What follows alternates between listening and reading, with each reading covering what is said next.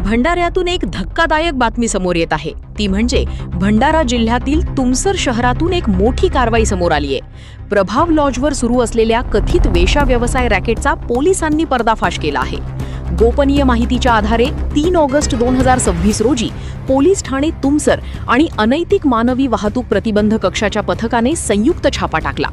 कारवाई दरम्यान 1 महिला आरोपी, 5 पुरुष आरोपी आणि 2 पीडित महिलांना ताब्यात घेण्यात आले.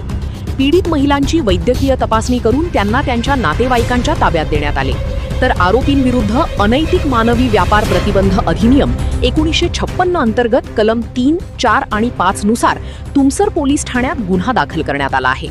ही कारवाई पोलीस अधीक्षक नुरुल हसन आणि अपर पोलीस अधीक्षक निलेश मोरे यांच्या मार्गदर्शनाखाली पोलीस निरीक्षक सुभाष बारसे तसेच अनैतिक मानवी व्यापार प्रतिबंध कक्षाच्या पथकाने केली.